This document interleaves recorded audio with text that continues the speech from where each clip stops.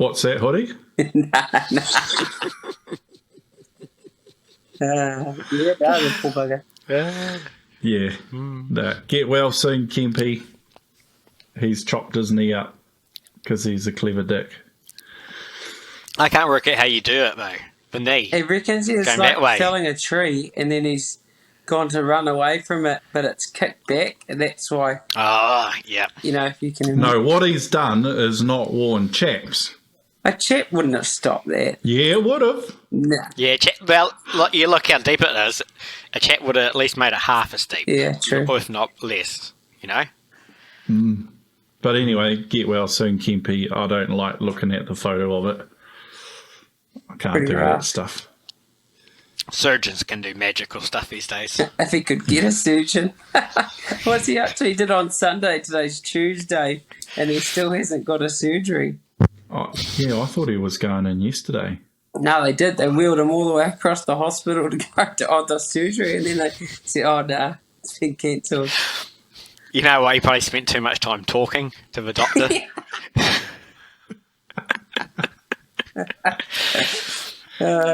You've used up your time slot. Yeah. What's these photos? Who sent these photos? I'm just looking at them.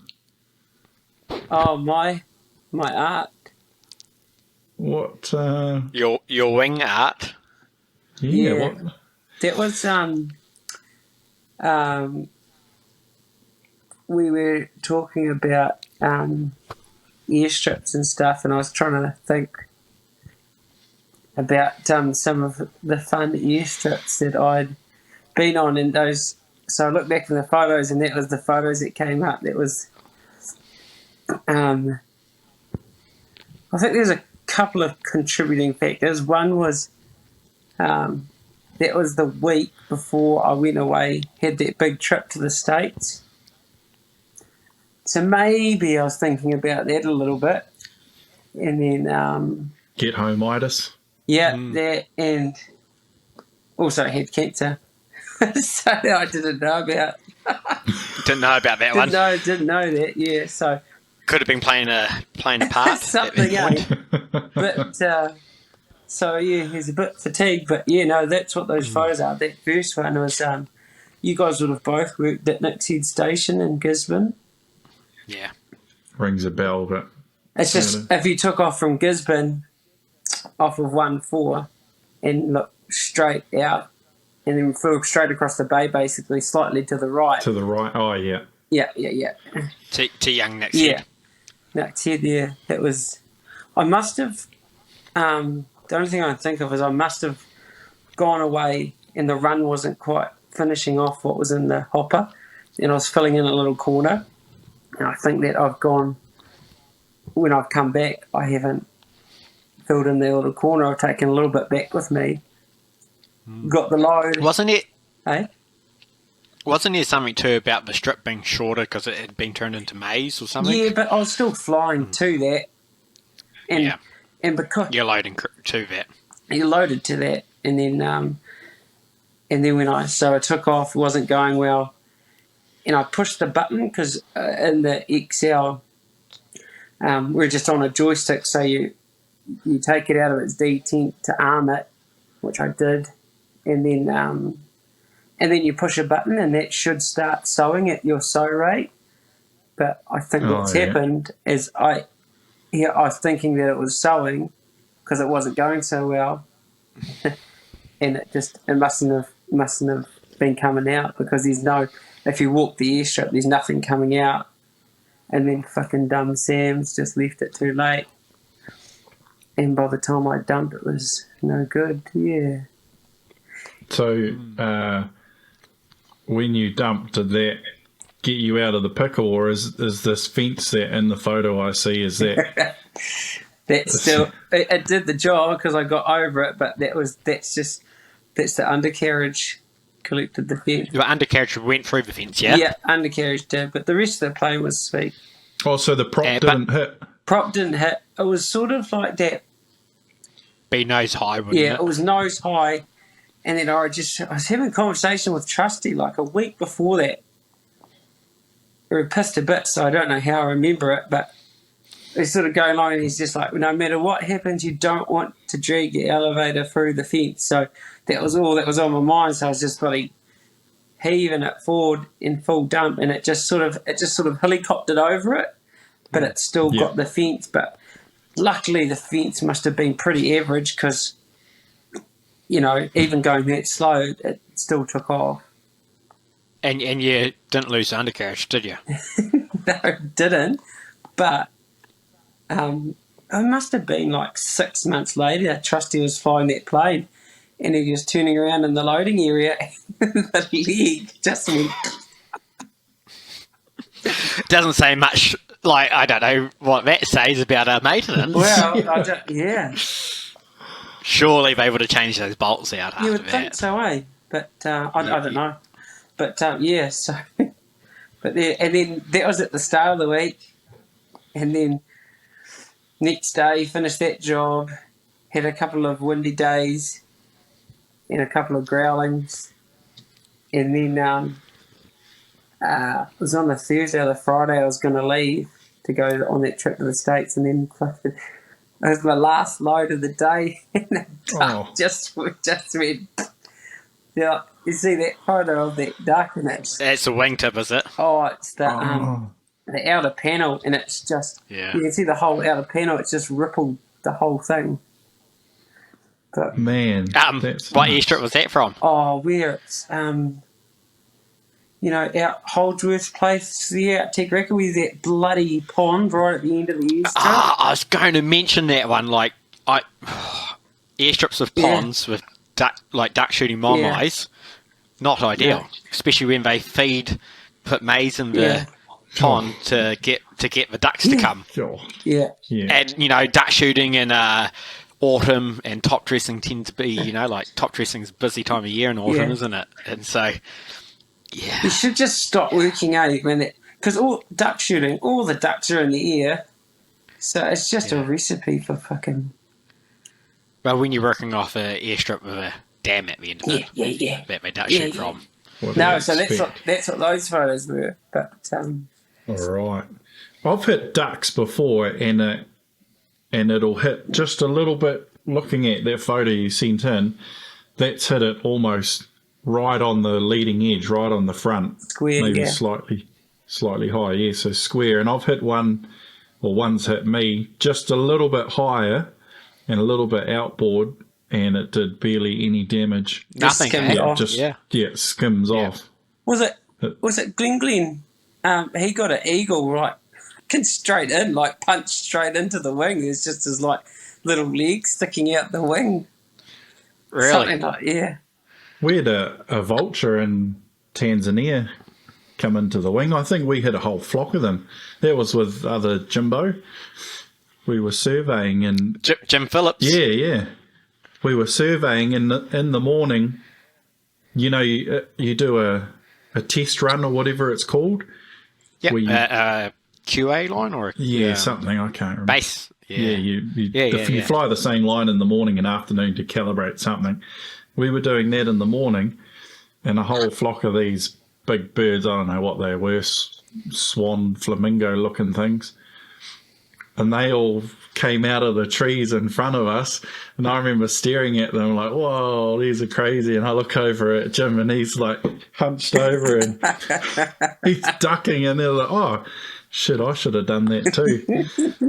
And it was only like later on that same day, the exact same thing happened. And it was a flock of vultures that flew up. And we hit at least two of them, but probably more. One hit the wingtip, the left wingtip, I think, and went into the what do you call that? The cap, the fairing, the fiberglass bit, and also hit right on the wingtip. On the wing. And it's just for fairing, isn't it? Yeah, the fairing, but also hit the metal as well. Smashed right into it. And left his wing behind, but the rest of him fell off. And then another one smashed into the tip of the rudder. And we were flying back, and same thing there. I remembered to duck this time, when it happened. So I was awake at least. So that's another bonus.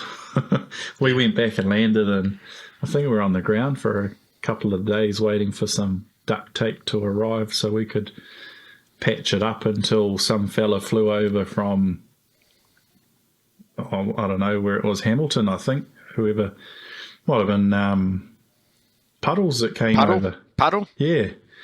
Came over. Was that in the XLA? Yeah, it was. Yep. Yeah. Yeah, with a repair kit, and we flew up to Entebbe in Uganda and met him there and did some patchwork on it, which I was really unhelpful with the whole thing because 2 days before that I got malaria and I was just a wreck. Were you the guy who went home and it might have been Rex's son. It was someone who got malaria on their way home, and they're like, and it's a 3-day trip from West Africa to New Zealand. Yeah, I think it was Bevan. Yeah, it wasn't me. Yeah, it wasn't you. Yeah. And halfway home, it really hit him. Yeah. While he was on the 14-hour flight. I think even Jim might have got another bout of it like months after he got home, or someone did, like a relapse or whatever it's called. Oh, so you're parked up while the repair was getting done? Yeah, I got asked to do something. I think Puddle said cut this. Might have been a bit the plexiglass fairing over the light, just to cut that in the right shape. And he said, "I'll just go easy on it because if you go too hard, it'll just crack the whole thing. And we've only got one, and we're in the middle of nowhere. Can't get another. Blah blah blah." And it took me, I think, 2.5 hours, and I probably cut an inch. And by then it was like, "Oh man, you need to go." And I was sitting there just covered in sweat, and forcing myself to do some work. Yeah, it wasn't fun. Talking about the hitting the rudder, have you guys got like a stone or something hit either the hory stab or the elevator and stopped you having authority or control with the elevator? Yeah. I've had a bird. Did it stop your control? Did it jam it? Did you? No, we think it stalled it because I was flying along. So I had a bird, plumber, same thing. You saw a duck and it goes over, and I thought it hit the vertical, but hit the hory. And the plane, when I stopped sewing, you know how normally when you're sewing you get a bit of a shaking, wee bit. I stopped sewing and it just carried on shaking. So I did a bit of a gentle turn. When I rolled level, the stick just pulled hard forward.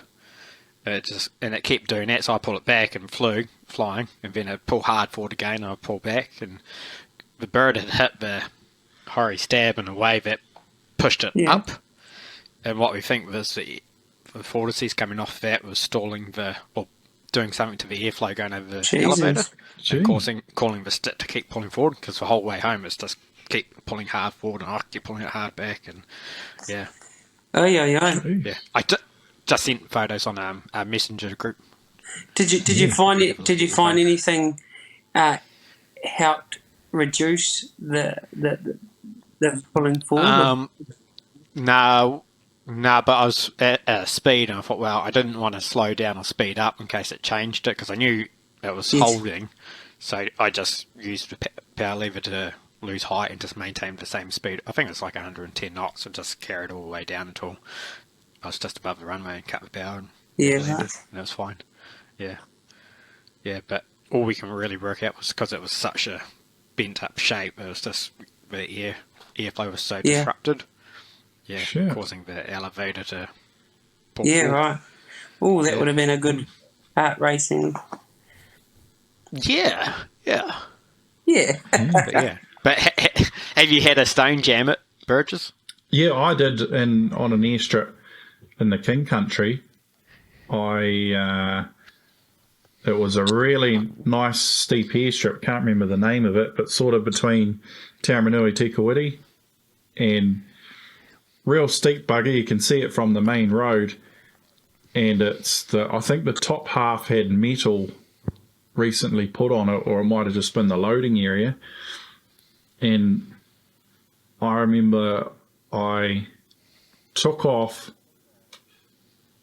and in the process must have flicked a stone up and it jammed in the I don't know how to explain it. You know, there's a little gap strip in there. Yeah. It got jammed in there, but the XL's got the gap strip, the Cresco doesn't. That's between the Hori stab and the elevator. And it jammed in there, and I took off, and it's a steep one, and there's sort of hills in front of you, so you got to turn away. And where I was sewing across the road, you had to sort of turn sharp-ish and pull up a bit. And when I turned to the left and just pulled up a bit, it just felt funny, felt kind of stiff. Yeah. So you didn't know it was jammed until that point? That's right, yeah. I think I remember it happening as I landed, which is the odd thing. Like I always check the controls before takeoff. And I seem to remember feeling something, or I don't know, something in my head was like, oh, that's unusual, but clever dick me never investigated. And then once I took off, it must have wiggled into a spot or something that it just hit that spot where it didn't really want to move. And I took off and I was heading towards the ridge. It wasn't an unsafe situation, but I just started sewing my load as soon as I crossed over the road. Just started tipping it out anyway, so the neighbours got a good free coating.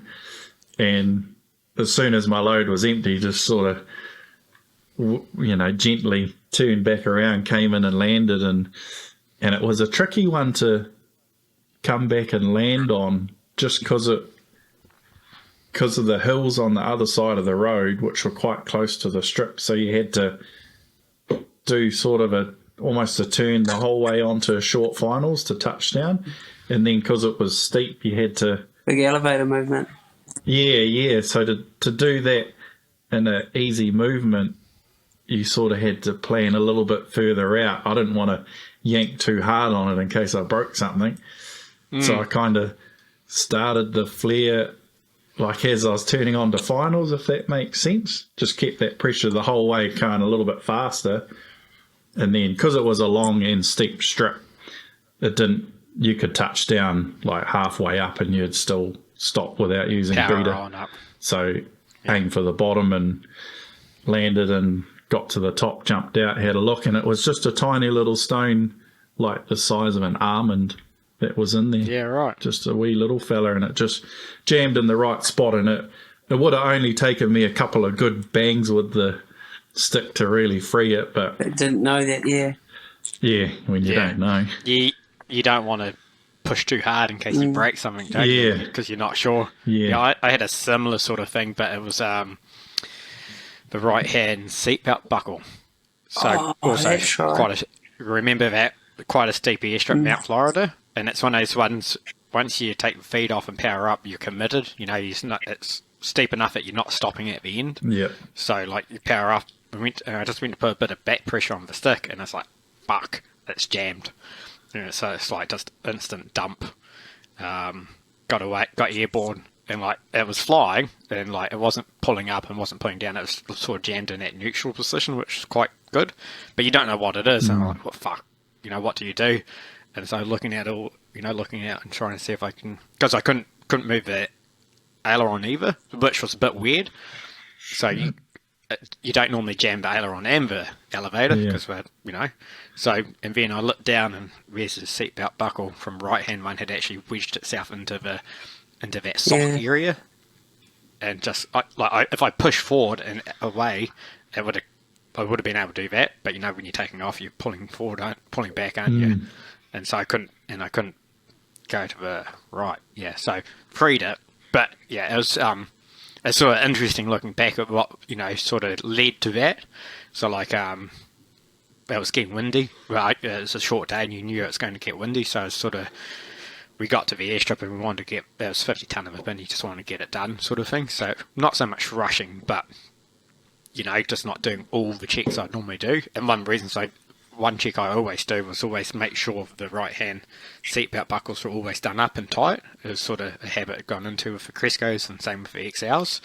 But I'd had the same loader drive for about 2 years, and I got so comfortable with him and used to him always doing it, I'd stop checking it, sort of thing. Just relying on him doing it, and it was that one day where he hadn't done it, I didn't check it, and it must have dropped down onto the ground and just made itself far enough forward where it then sat into the sock.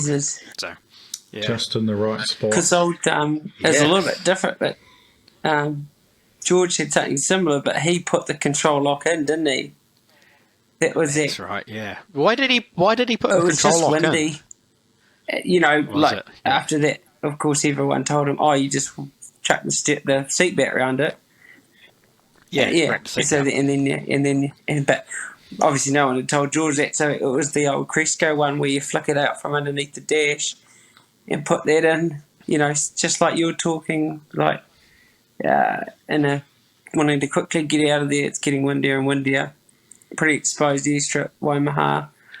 Just jumped in and powered up. Went to go pull back. Yeah. And no, hombre. It was bloody. How did he get out of that one? Because that's elevate. It's no. Yeah, it is no hard. Yes, right. No, I think he just managed to reach down and pull that pin out in time. He must have just hulked it out because that's a fiddly bloody thing. Isn't it? Yeah, you got to push and pull. Yeah. So he must have just bloody. If we're talking about George and bird strikes, didn't he have a bird go through the windshield? And he just, and didn't he just get like a real estate sign and duct tape add on? Carried on working for a day, or maybe just fly home. I'm not sure. But that was on takeoff, and he got it in the side window. How? How does that work? No idea. But side window, and it hard crosswind. It didn't die, so it was flying around in the cockpit with him. It doesn't make sense that way. No, it doesn't. What? But you had another skier on that Mount Florida, didn't you, Pete? But it was landing. Same day, David. Oh, same day. Same day. Yeah, I went home after that second one. So, what was that? Yeah, so it was I knew it was going to get windy. Wind came, and I knew it was coming in, and so that's sweet. And I was too hot, for the airstrip, but had plenty of room to go around. Gave it all a fat, and of course there's only 27 psi came up, which for the XL 64 psi is the maximum. You're sort of sewing around 40 psi, 42 psi. And so 27's not much, it's just enough to hang in the air sort of thing, not enough to do a go round. But just sort of got it up and over the ridge, because it's again at Mount Florida, quite steep, bit of a hill behind it. Just managed to get it out and get round it. And I had actually had the compressor stalled maybe a couple of months prior to that on takeoff. And so I thought it must have been the bleed valve popped, And so bleed valve pops, you just can't make heaps of power, you only reduce power. But none of the other instruments said that. It was only low torque, but the ITT was down, the NG was down, fuel flow was down, so it just wasn't making power. It wasn't like it was dumping air and the engine was, full noise. So circled around and just came and landed, made sure it was on the money, landed. But what had happened was, I think it was a bolt or something in the power cauldron, power lever area below, had came loose and was just jammed and just stopped me from going all the way forward. So it was physically. It physically I couldn't push forward. And I sort of, because where you can feel it, and it's like it just pushed it forward, and I'm flying. But it was when I was in that turn, I was like, man, this doesn't actually feel like it's all the way forward. And it's when I pulled back and pushed forward, and it's like, damn it, I can't believe it. They took all those out, didn't they? After that. Yeah, I think so. Yeah. They're hopeless anyway.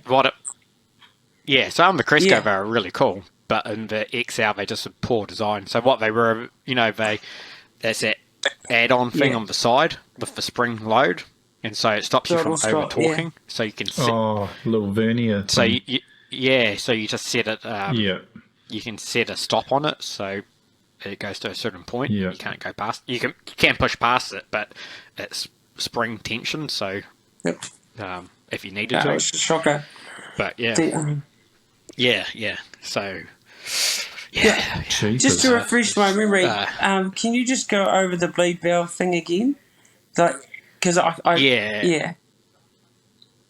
So when it yeah. So failed what on me, happens when the bleed valve fails? It hit. well, normally like if the bleed valve pops, like if Yes. it's got a hole in it, the compressor's still Yes. compressing heaps of air, but it's not going Yes. through the turbine. Yes, Is but that it's at right? a certain And it's amount of just- psi, it's isn't it? And dumping. that's how you know it's a bleed valve failure because it'll. Yeah, no, don't quote me on the numbers because I can't remember. Brucey's the man to know these ones. But because when you power up, to start with, the compressor's compressing too much air Yes. for the engine, so it's Yes. letting it out, Yes. Yeah. it's dumping it, and once it gets to a certain PSI, like maybe, I think in the XL, is it around about 38, 39 PSI, it then closes the valve, so, because it Yes, needs that that's air right. now to go into the turbine. Yeah. I'm probably absolutely butchering it. It's probably too simple of an explanation, but that's Yes. how I No, understood that's right. it. I think it was a bit And- lower though. The PSI. I think it was in the 20s. Yeah. So if your Yes. bleed valve pops, then You you've can still only got get power. about 20 You've still something. got, That's- yeah, 20, Yeah. 30 PSI. Yeah. And so for me, when my compressor stalled, it Yeah. stalled on takeoff, and what it was the bleed valve stayed shut. And so it wasn't letting out the air pressure, and it's too much air pressure in Stalled the it. compressor, stalling it. Ah, yeah. Yeah, and man, did that shake. I thought the turbine blades had let go. I thought something had let go inside the engine because I went to power up and the whole plane just... and so just instantly cut power. It looked like cut it back down to idle and it stopped. What part of the And- takeoff were you? Like right in the early parts. So you could It was stop. off the airport. It was off the airport. right. But again, if it was like Mount Florida, possibly not. Yeah. Yeah. Yeah. It was that engine, Yeah. You just had a But, series of skip with that Oh, engine. it was a pig Yeah. of an engine. Yeah, like from the get go, it was just like the engine I had, like it was XLA's engine, and it was mean. It was really good engine, and we took it out because it was out of time, and we put this new engine, but it was a reconditioned one, and that was a pig from the get go. Yeah. It ran hot. Day one when we put it in, you do all your engine tests, and bloody, I think it was prop governor failed. Yeah, so when you go into beta and reverse, instead of pushing the air forward, it pushes the air back. So when your prop governor fails, when you pull on it's still- beta, instead of pushing you backwards, Yeah. it pushes you forward. So I you did shoot it on day yourself one. and keep trying to pull more reverse in, and it keeps. And you because in the XR's Crescos you can get about 42 Yeah. psi in reverse, so that's Yeah. enough to take off. Jeepers. Yeah. Backwards. Backwards. Yeah. Crikey. Yeah. Shocking So, of an engine. Shocking engine, that one. yeah. I don't What happened to you, Hoodie, with your horry stab getting stuck? Oh, same as you, mate. Exactly the same thing. Dumb. Just landed. Same thing. Stirred the porridge as I took off. To be honest, I probably felt something when I flared for the landing, and I was like, "Fuck, that felt a little bit sticky." But when I came back round and stirred the porridge, just lazy. I think. I felt like a little tiny nick, and I kept doing it, but I don't know whether it was my mind or what told me that it was sweet, and then that it had gone, took off, and as soon as I took off, it just amplified it a wee bit. So, just that little bit of back pressure, could feel it. So, same as you, just slowly dumped the load. I didn't care about roads or anything like you did. It went all through everything.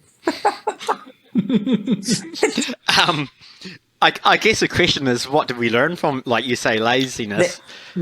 But did you Yeah, look back no. and go, did you change the way I you had did the exact stuff? same Or thing happen again. got out, and sure enough, it was there. It was the exact same feeling. Got out, Yeah. and there's a little tab on the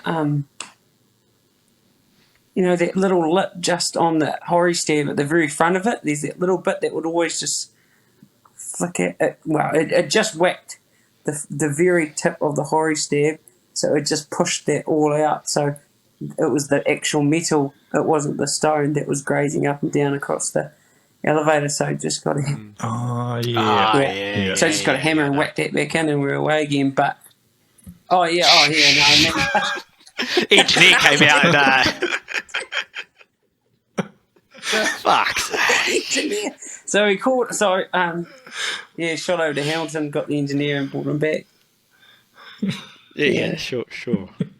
Yeah, it is interesting what you do learn from it. Like, I reckon I get out a lot more, or if I am still lazy and I got a good loader driver, I'll call them up on the radio to have a look at something.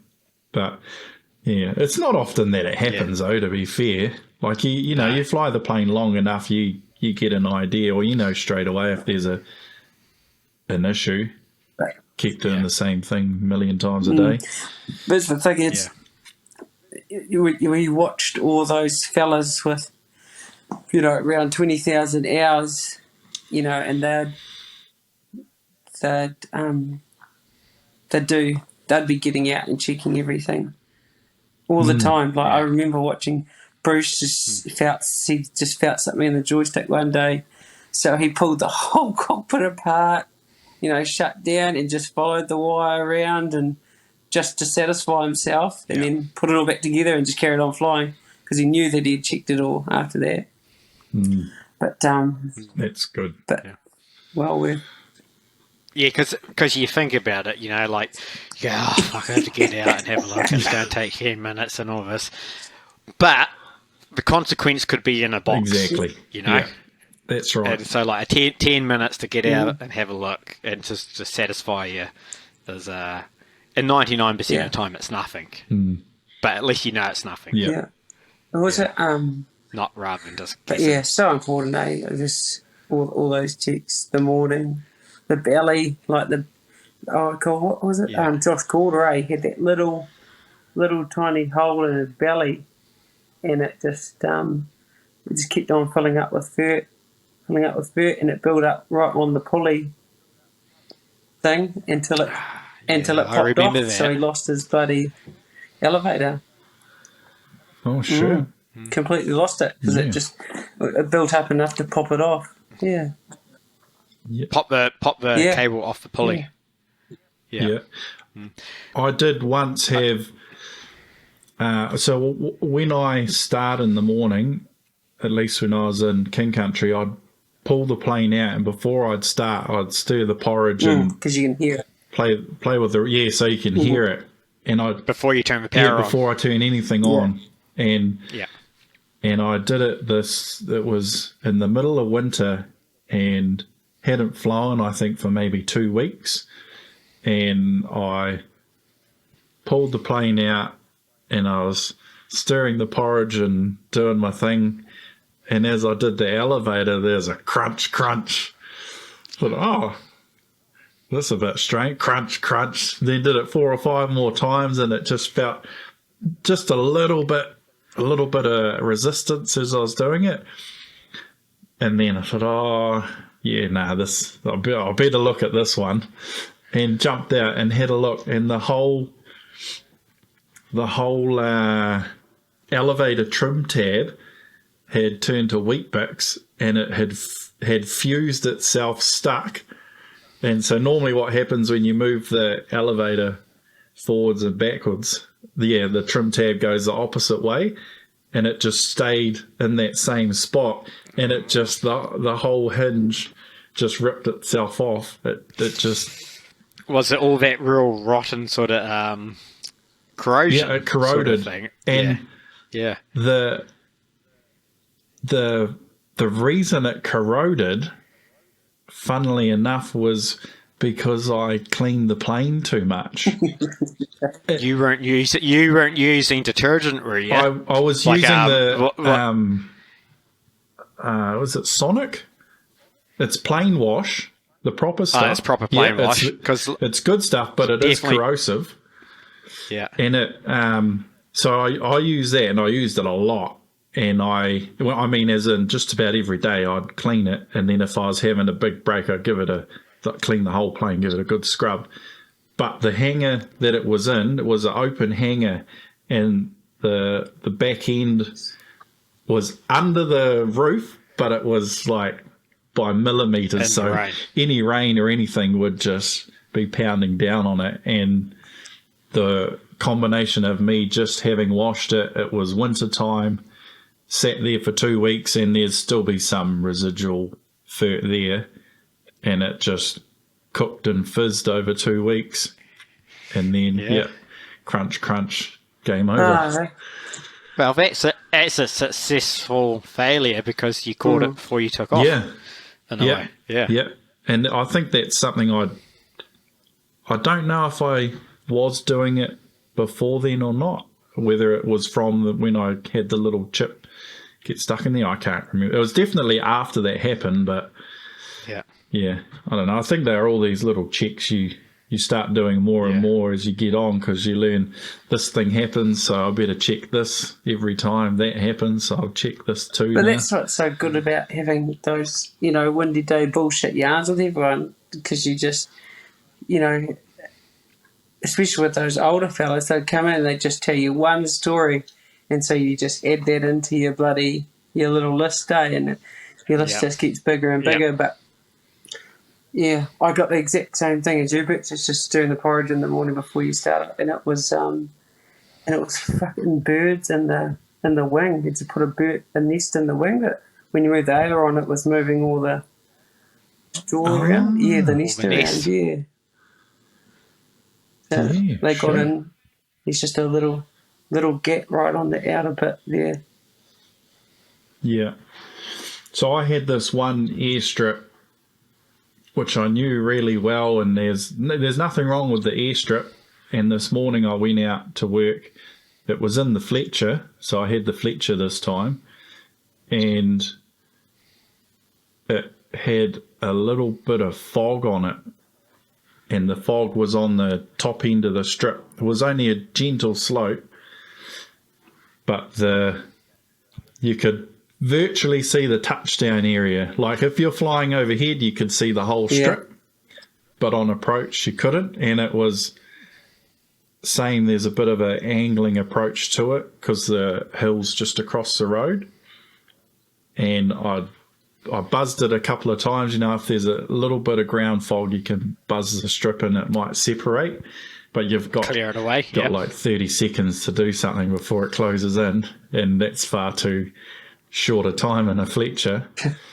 And I think I was working off the strip the day before, so I knew what I was looking at, and I remember circling and thinking I should just go home. But then I was like, oh well, I know where I need a touchdown. I can sort of see it, and let's do a couple of go around approaches and see how it feels and see how it looks. Break it out. Yeah, and work it out, go a little bit further each time, and I'd do that and then realise, there's a little sheep track on the left side of this touchdown zone.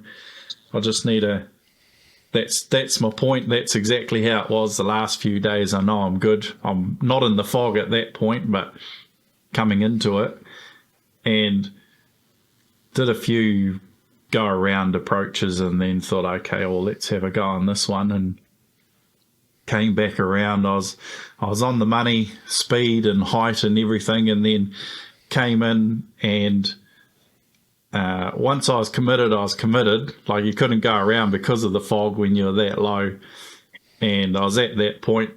I was about to touch down, and then I realised that I was looking at the wrong sheep track. And I was... It sounds similar to another story. Yeah, I was way too far left. And there was nothing I could do apart from just do what the best I could, and I had to go full right rudder and right brake and pretty much snaked it from there. Luckily, the Fletcher goes comparatively slow compared to a Cresco, an XL, and plonked it on and skidded sideways up to the strip, and then got my bearings again and knew where I was, parked up and sort of sat there for a minute, and then jumped out and walked down, and you could see exactly where I touched down and exactly where I went, and you could see the marks were even slightly wider, showing that I was skidding along, and I was about 1.5 foot away from going over the side of the airstrip, just down into like not a big drop off or anything, just like maybe a 1.5 meter dip, but enough where it would have ripped. The leg would have been gone and the wing would have been bent, and it would have just a completely stupid thing to do. Yeah. There's no other. Unfortunately, I've heard that story so many times from other pilots. Yeah. Like, it's very similar one. Some have turned out okay, and some turned out bad. Yeah. I guess we, well, George. Are you talking about the other paddock? George, the other paddock. So George came in. He was top dressing, like load after load after load, and I think whoever must have come in or something. It wasn't fine. It was low fizz shower, and he landed, but it was just the wrong paddock. Didn't do any damage. Yeah, they look real similar. They look like real similar, right next to each other, the two paddocks. But fucking hell, George! But the XL, you know, you get a bit of water on that windshield, it's shocking. Same in the Cresco, it's horrific. It's the light rain that's the worst. It just sticks there. Yeah. Better to have heavy rain, eh? Yeah. Totally. Yeah. So what was what did you guys do when you do something stupid like that? Like, I was pretty fortunate. I had a good mate of mine working there as well, Brandon, and we'd always yarn pretty much every night, and we'd have our own little talk about stupid things we did that day and have a debrief of sorts. Well, I guess, like, for me, first one was always phone the boss. Andy, you know, what a goody good. You know, I learned pretty fast. You tell him straight away, or you're really feeling bereft later if you don't. But because I was spaced down in Waira, so we'd always have, like, me and a couple of helicopter pilots would have those, you know, rainy day hangar talks. And always a bit of a talk in there. And also, like, you, Hoodie, and George, you know, it was like, I think the three of us spoke more often when we talked to our wives. Like, every day we'd have a bit of a debrief, wouldn't we? Yeah. On the phone. I don't know what you're doing telling the boss, but I'd always tell you guys everything. Yeah. Well, you know what? Like,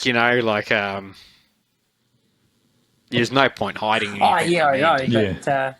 But incidents like flight landing in fog and stuff. Slight landing in fog. I was talking more like when I've actually damaged the aircraft. Yeah. Are you talking about those little near misses, like lucky walkaways sort of thing? The worst thing is that. Yeah, definitely the pilot hangar talk sort of stuff, isn't it? But that's where you learn so much. Yeah, it's sort of. I was following out for the safety management role, and they're talking about how do you identify hazards, and I was like, the best way is just talking in the hangar to the guys, you know. It's beats anything else, beats any paperwork or forms. Yeah. And nothing's better than doing it and getting away with it. Well, I'd say it would be better as learning someone else's story and then I know, but it's funny how many times you do it yourself and then you go, oh, that's what Pedro meant by don't do that. Yeah. Well, it's a bit like having kids, isn't it? Like, you know, how many times do you tell your kids not to swing on a seat, you know? You're going to fall over and then they fall over and they start crying and I start laughing and I fucking told you. Yeah. There's a little kid. Totally. It's a bit like a little kid in all of us. But no, that Gisborne had some the area that we were east coast of New Zealand, Gisborne there. Amazing, lots of awesome airstrips. But Andy worked really hard over his time in that area and making sure the farmers got everything up to scratch and stuff. So we're pretty lucky with the airstrips that we had. Oh, extremely. That's the best area in New Zealand that I've worked that's got every airstrip I worked off had a bin. Covered and bin, it was usually. Covered bin, and a bin that was designed to hold enough fert so you could, if the bin was full, if the fert bin was full, you could work from daylight and know there's going to be enough time for a truck to get a load at whatever time the bulk store opens and drive out there. So the further inland you were, or the further away from the bulk store, the bigger the bin was. And that's it, not even accounting for the bin being the fert being heated up, which would fit a hell of a lot more. Yeah. Makes a huge difference. That's one of the biggest challenges with working down south here and having no bin. Yeah. Because what are you saying, Pete? Because your window of opportunity to fly is so short, Exactly. You've got to make the most of it. of What do we it. average? 3.5 hours, 3 hours a day, I think, is what we average. Yeah, I think maybe 3.5. And we would have been. Yeah. What does that mean? Like over a whole year, So like obviously some days you're doing 8-9 hours, and some days you're doing 1. Yeah. But if you added up all the hours you did in a year and divide it by all the days you flew, on average you do about 3. I think it might be. I think we're a little, we're a little yeah. bit. Not saying that they didn't do these hours anywhere else in New Zealand, because there's lots of people that are over 1,000. But we were quite lucky to have good weather to be able to do, around it. Yeah, we could fly 12 months of a year up here in Gisborne. Yeah, it's not your weather though; it's the infrastructure. Like I've been there, and the weather's been crap, but you can still go out and work on an all-weather or a sealed airstrip with a big, massive bin, and just chip away. Like if it stops raining, you can go to work straight away. That's right. Well, like I had the Wairua aerodrome, and I think I used to have 1,000 tonne off here every year. So as soon as it rained, I knew the next day, once it stopped, I could do the aerodrome work. Wow. Yeah, that's good. Yeah, there's so much to. No, What's you're right. that?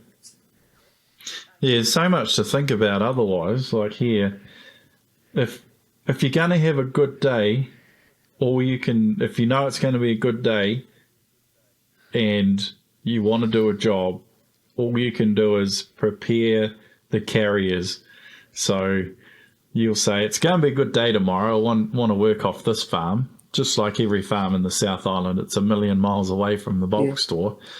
But if you can, have your guys ready to go at 6:30, and if the bulk store opens at 7, I'll call you. Speak to the farmer. Yep, the weather's mint. Cool. We'll get on our way. Call the carriers. Yep, we're good to go. Sweet as. We'll be there in 4.5 hours. We're at the front of the line. Oh, cool. Thanks. So about lunchtime, when the wind picks up and it's real crap to fly. Yeah. Yeah. Not all of them are like that though, but coming from the North Island to the South Island, I just shake my head at times. Yeah. It's just so, I had one strip like that, and it could only hold 50 tonne. And like, admittedly, it was a fert store close by, but the particular cocky wanted to save money, so he'd get his fert from Napier, which it's 2.5 hours away, and he'd want to save money by doing it on the backloads of getting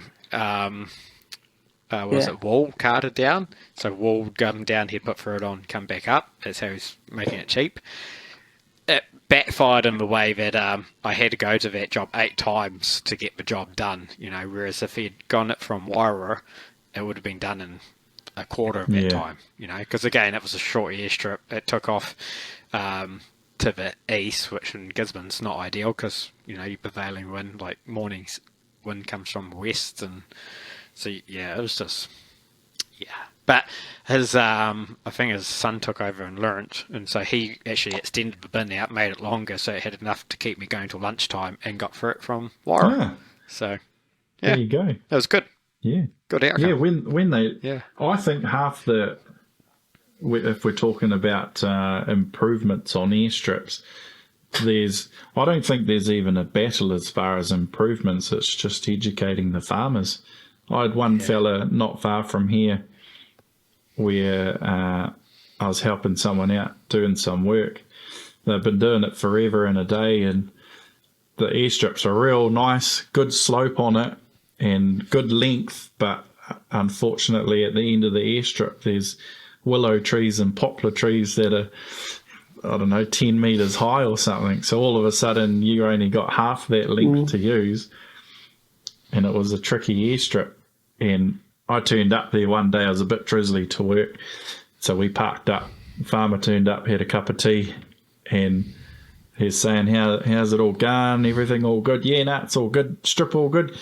Yeah, strip's all good, but shit, man, you'd be doing a hell of a lot better if those trees weren't there off the end. And he looked at me sideways and was like, oh, what do you mean? I was like, oh, well, we can't, we got to get over the trees, you know. It's explaining stuff to him that I thought I was making him feel like a dick for having to explain it, but he just didn't know.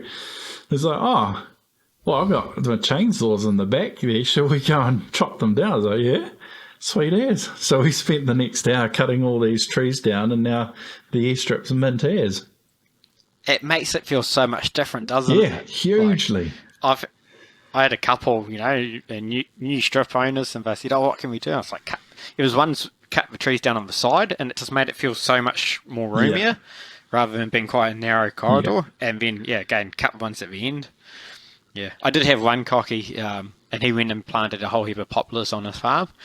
And I said to him, I hope you're not planning on keeping it one at the end of the airstrip, are you?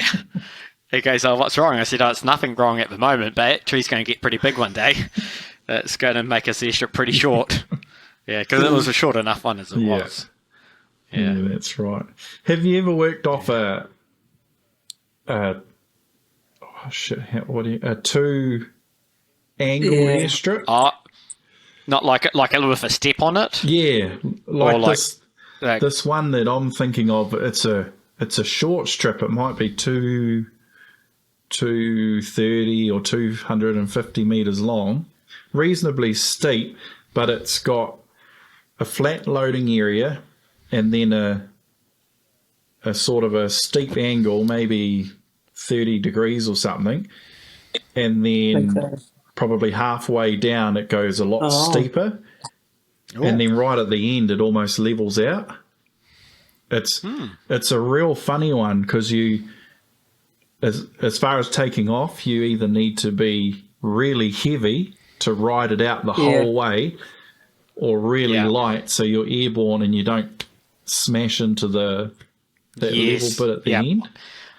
I had one like that one with the poplar getting planted in it, and if you're too light, you'd hit that little that levels out a wee bit, and it almost can put you up, but you'd come back down again. So you had to be heavy enough to stay on, but you had to be light enough to get your nose off. Otherwise, it'd whack the nose. So you had to be flying the nose, but enough weight on the mains to keep you on the ground. It was a tricky one. Yeah, it was, and it was even trickier on this one because the prevailing wind was a headwind takeoff, but the tailwind landing, because it was so short, you couldn't land on the lower portion, the steeper part, because the angle change from the steeper part to the shallower part was too much, and you ended up getting airborne again. And if you touch down again, you're too far up, and you end up over on the road. Yeah, so you have to land on the upper part. Change, So it was only, which becomes quite short, really short. So I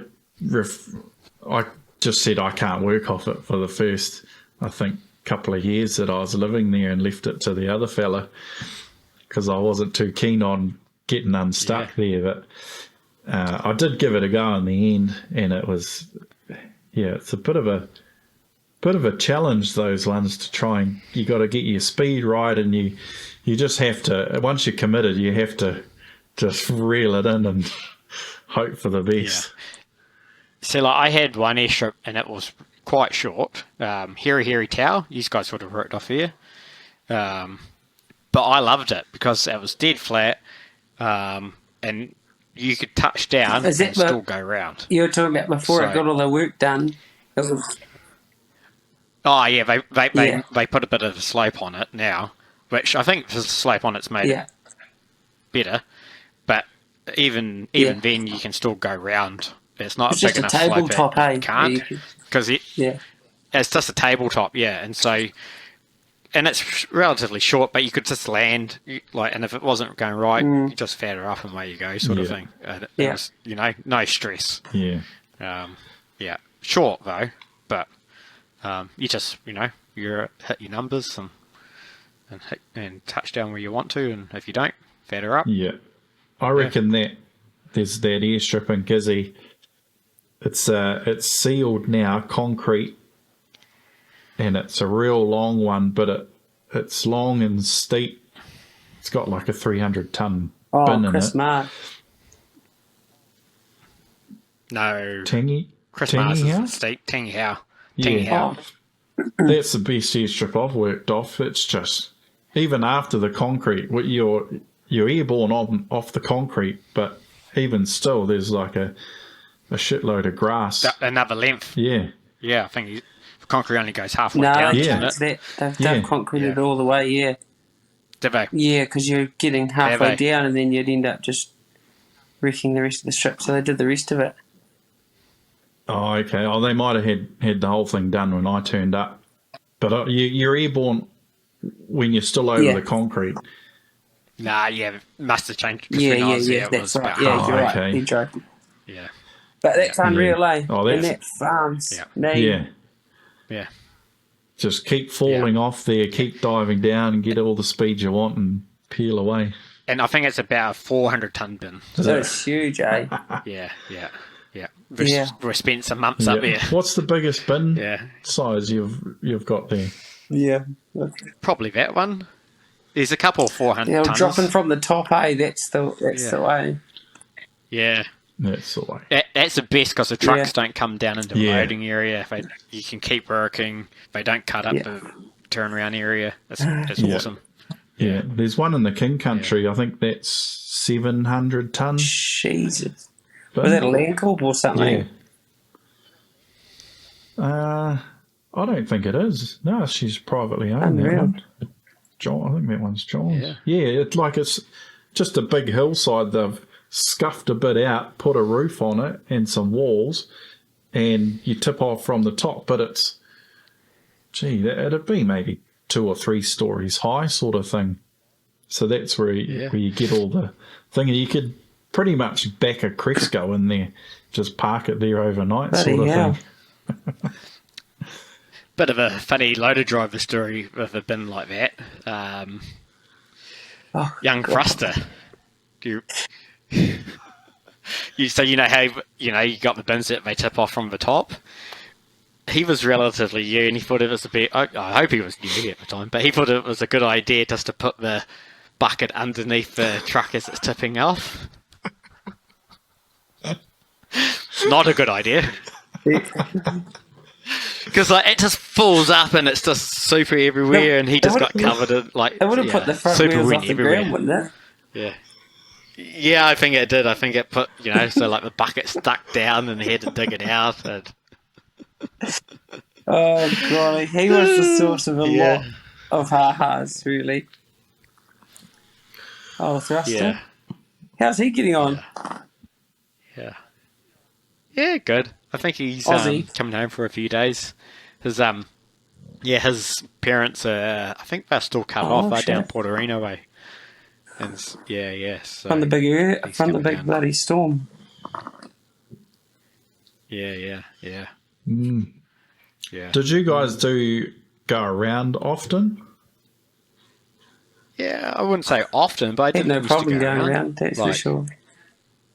Yeah, it was always the first, like, when you come to your airstrip and Inspection thing. you come to an airstrip every day, I'd fly up and down it, and part of it was always picking my go-around point, and where I'm going to go. So, like, right, this is where I'm going to feather up if I have to. and I'm going to go left Do you or go have, straight or you go right. do you have your It was- training notes in front of you, Pete, just to look good? No. Funny enough, this conversation's come up a lot. Training You know? notes. 'Cause But I've had this conversations quite often in the last few years because a lot of pilots don't go around. It's a pride oh thing, yeah, and they crash. I don't think you it's know, a or go pride through thing. the I think fence, it's what or you're saying they, is indecision. That's or right. they don't plan for it. So Yeah, I plan for that's it. Every right. landing I have If you've planned got to go that around spot and if I that's in need the to. back of your head, Yeah. just like what you do automatically with an engine failure, if you practice it all the time and you're thinking Mm-hmm. about it, then it's not a big deal. But when you haven't thought about it, you just default to pulling the prop lever further and further back and hoping that you're going to make it. And I think it's a bit like that, Lauren. Like, you know, we were talking before about getting out and checking the elevator. Like, when you're a bit younger, you do try to pull off the landings, like, because you don't know, sort of thing. You don't know better. Although you've been taught better, but you're like, oh, pull it, you know. But as time goes on, it's like, nah, not my numbers. Just nothing, eh? It's just it's just nothing to go around. It just doesn't matter. I had that. Yeah. Apart from if you're landing at Kokura and there's a Yeah. Or if you leave, you go around a bit late. I had one similar to Jake last week, but probably not quite as scary. But Pepera 2, you know, the free concrete strips. And again, it was, you know, everything's compounding. I think it's a few days before Christmas. It was my first year in ag, and we had five trucks all lined up the side of a hill waiting to tip off. And like, it was not enough room, so I was sort of pushing my luck. And it was AJ Law, and he had all his guys, because he was awesome, you know, like you say, I'm going to be here, and he's like, all the sweet, trucks we'll there. have for to you, sort of thing. Yeah. And so he was sitting here watching me, and he's like, oh, might just back up, because where he was parked would have been like where I would turn through, and like I left the go around just like, because you come in there. And you know, like the wind chain, it like swirls in there, it turns. horrible spot. It just does terrible stuff. And so I'm coming in, and I'm looking good, and all of a sudden I'm not looking good, and it, like, first, you know, it's not looking good. I should have fed it up, but it's like, no, oh no, definitely no. And you know, like, it's big hill, but you're not going fast enough, and you have to pole forward to get the airspeed. And I had to just put in the rudder and the aileron and get around. And like, luckily he'd backed away from where he was parked, because I would have gone wing through truck sort of thing. But he'd backed away and got round, and it was fine.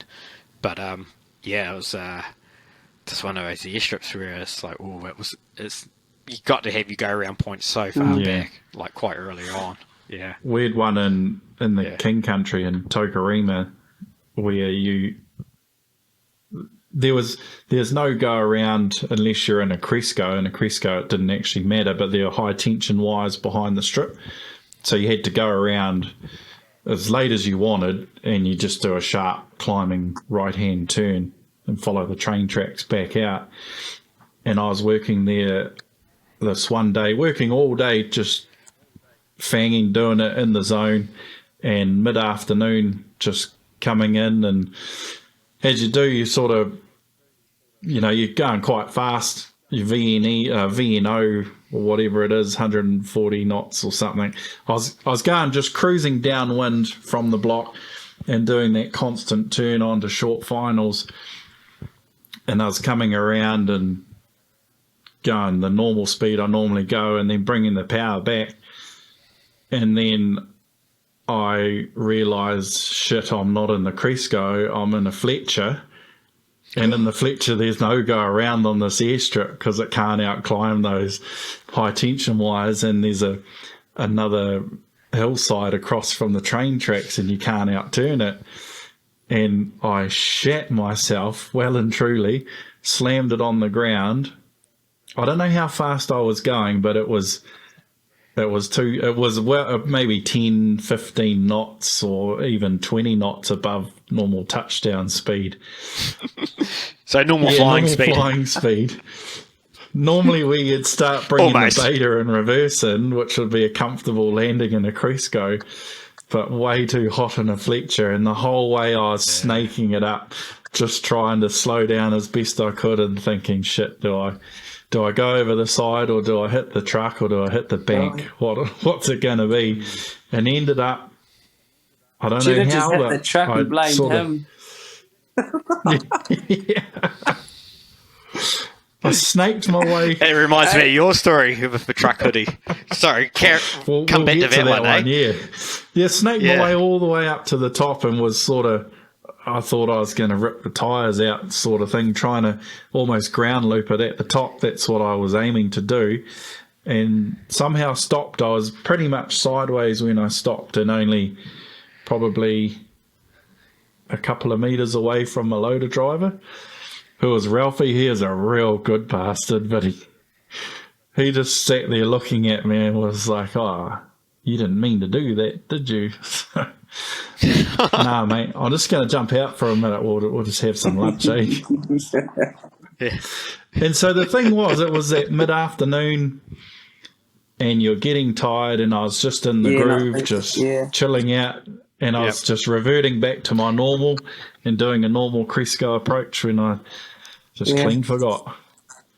It's funny that because like we get taught so much to do the same thing over and over in routine, and that's what keeps you alive most of the time until you change something, like go from the Cresco to the Fletcher, and so you start to get tired and your body just goes back to that default what you've been doing over and over and over. And so had you been in the Cresco, it would have been just a normal landing, a non-event. Because interesting. Yeah, so hotty. Tell us your airstrip / truck story. How many the dumping you got? one. Yeah, how many have you got? Someone taking a photo? A truck driver taking a photo into the airstrip? So there was we were up Metawai there, short strip. It was what would that be, Pedro? Nah, I can't remember, but because you've got a bit of elevation so, anyway, too, you know. You can't so see the very end of the strip. Performance isn't the like best. you say, it's just it goes and then just a little dip at the end, so you can't quite see the end of the strip. But so you can't see the bottom of the takeoff. Can't see you that. mean? And the road wraps around it, around the bottom of the strip, and it's the bottom of the strip is basically the same height as the road. And and I was just getting the load in, and the road sort of goes past the top of the airstrip, then goes down and wraps around it. And I saw a truck go past, and I thought, oh, I probably could have bet him to the end of the strip, but I thought, I'll be good, and I'll just I'll wait to the bloody. Is it your computer? Oh, sorry. Wait for him to go past anyway. So I sat there for a second and watched his dust, because it was a gravel road. So I watched his dust trail go off around the end of the airstrip. But so I feathered it up, come over that brow, and just fuck me, he's sitting there with the truck parked at the very end of the strip. And because, the wind had just blown the dust trails to make it look like he'd carried on, but he's sitting there and he's got his phone out, fucking video recording. And so I started sewing as soon as I saw him hit the sew thing again. Got, it's 2/3 of the way. I was like, we're just not going to get off here. So just pulled the dump. But, you're covering so much ground that it still hadn't finished dumping by the time I got to him. So, I was just so wild. And I spun around quickly, turned around in the air, and I was flying over, and I just remember looking down at him, and he was rubbing his arm across the dash of his truck, like on the inside, and just fucking shoveling out fertilizer out of the truck. Well, I landed, and I turned the plane around, and I was going down there to go give him a big rack up, but I just looked at you could see straight into the truck, it's just all white. So I said, oh, that's enough. And it just carried on. But couldn't believe it. They just don't know, eh? So after that incident, we had to bloody have a have a lollipop traffic stick management? bloody person. But fuck. Yeah. Be good to find that fella and get the video off him. That'd be great footage. Real action shot. If you're listening in and you're that driver, send us a message. Yeah. That would, that would be funny. But yeah. What was the other things that was a good practice? Did you guys ever, you'd put your load in and then you'd have a bite to eat or something, and then you'd get back in and you've taken on fuel or whatever, have a bite to eat, and you jump in and then you've suddenly got a tailwind? So, Only once. no, I was just saying. Are you looking at me, aren't you? I can't. I think I got pretty hated for doing that trick, because I'd just open it up and dump it all on the ground and then take off. Yeah, good on you though. I mean, I would say it's probably best just to have your lunch with an empty 100%. hopper. Yeah. Because when it used to be okay when you had the manual doors, because you just you can still let a little bit out with the other one. But when we no, but wait. Yeah. You know where I'm going with this, don't you? So like, get the load, and I can't remember what, got out, and for some reason I'd shut down. I can't remember what the reason was, but I think it was waiting for a truck or waiting for something had happened. We had to shut down, and so that's fine. Start her up. Didn't think anything of it, and we just gone to the new hydraulic system. But part of the hydraulic system was every time you power down and power up again, you had to calibrate the doors, which went from full closed, full dump, full close again. Yeah, and so but the system wouldn't work unless you did that. And so I had a full hopper on, not even thinking, just going through the motion, and went full dump, and the whole plane just jumped. Because I dumped 2 ton. Yeah, and the whole plane just, instantly 2 ton of weights come off the undercarriage, and the whole thing just jumped up. Didn't get airborne or anything, but it just popped up, and I was like, fuck. A taxi forward. The loaded driver would have. He'd left it, yeah. Yeah. Oh, I was pretty good on a shovel. I'd get out and shovel. Yeah. Jesus. Yeah. So after that, I'd never ever put a load until I knew I was going to take off. So if I stopped for lunch, no load. That's the way. I did have a yarn with Bob Mons. He's done my jet flights the last couple of years. He just hit 30,000 hours. Yeah. Well done. Good on me. Yeah. Bloody good effort, that fella. Yeah. But yeah, the last check flight I did with him maybe 6 or 8 months ago, and we were having a yarn, and I was telling him about some airstrip where I was new to the airstrip, and I wasn't sure I was going to make it, and I think I get airborne, and I let it go too far. I knew it was an airstrip where I could get off regardless, but it would have been just a wallowy flight and not fun. And I explained to him I did that, and I touched back down as I got airborne on this steeper part of the strip that's not really part of the strip, and explaining to him that it was pretty dumb. I was sitting there ready to dump, and then he was saying, oh yeah, well the thing is, when you're a quarter of the way down the airstrip or whatever it is, then that you're probably not going to make it. And that's when he dumps. He's like, shit, I'm not going to wait until the end before I dump and then get over it. I know I'm not going to make it. I'm going to dump it way back here and have a nice, easy takeoff. And I thought, shit, that makes perfect sense. But no one's ever said it to me. I've never thought about it. And duh.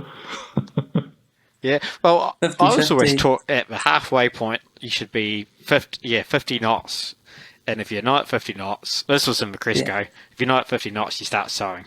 And then at the two-third point, so, 2/3, isn't it? So a wee bit beyond that, if you can't pull, like, if the nose isn't flying, it's just dump. Oh, yeah. Yeah, so 2/3 of the way airstrip, if you're not, if the nose isn't, if you don't have enough elevator authority to just fly the nose, then it's dumping. There's no fucking around. That's handy stuff to know when you're learning. See, I never got taught any of that. There were no... It was all in my head, like, pick your point where you want to be at that speed. But when you're learning, how do you know where that point should be? Yeah. So you're sort of guessing, and I think I was sensible enough. I wasn't taking big loads to start with anyway, and coupled with the Cresco being a pretty powerful machine. So it wasn't all that bad, but I think it would have been easier had I known those sorts of tricks.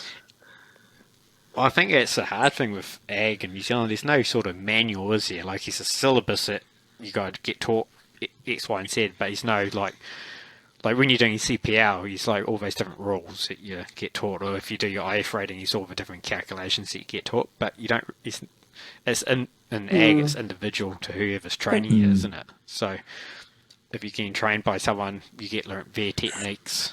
It'll be interesting to see what happens in the future with all of that regard, because that's all.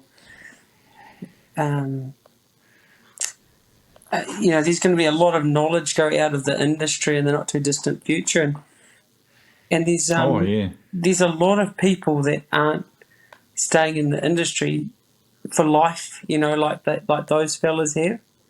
So it'll be an interesting time. It's sort of as much as those fellas don't like to admit it, I think it needs to change a wee bit as regards to those hours that we were doing, and but people don't like to hear that, but that's just an opinion, probably wrong. Oh, I don't know about that one, Hoodie. Sounds pretty good. Which is a strange thing for me to say about you, but shit. Not often he says stuff that you'd agree with. Are you sick or something?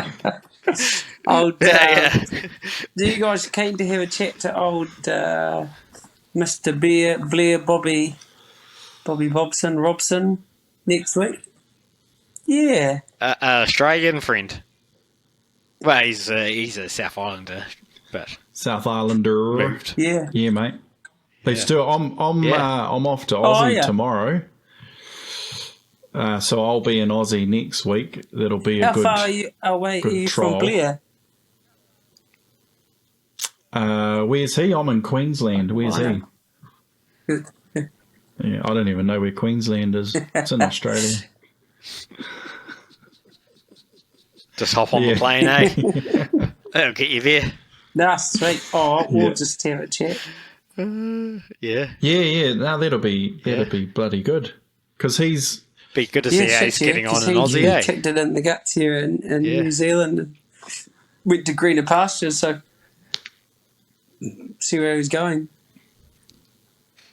Yeah, bloody good. Let's do that. We'll lock that in. And we'll keep... I sent you just quickly before we finish off, I sent you the info on how the podcast is going, eh? It's hard to believe. Somebody else, and they go, how many aviation podcasts is there in New Zealand? I don't know. Probably only one. Apparently one. So I'll quickly read it out for everyone. Position... I got an email from some random fella from podcast something. Your podcast, Pyjama Pilots, has good performance in Apple rankings the last 30 days. Number 1 in aviation category Australia. Number 1 category leisure New Zealand and aviation New Zealand, both number 1. Number 2 aviation Hong Kong. 3 aviation Poland. And a bunch of lower ones, Hungary, Germany, blah, blah, blah. So I actually looked it up, and it's legit. No. Yeah. And that's the highest ranking it has. I think it changes like every 6 hours or something, they make a new ranking. But I was looking at the charts, and it's got like, you know, where we are in our ranking and how good or bad we are. So how do we get leisure? Are we just talking leisure? I have no idea. You know what I mean? Is it just like... Can you explain it?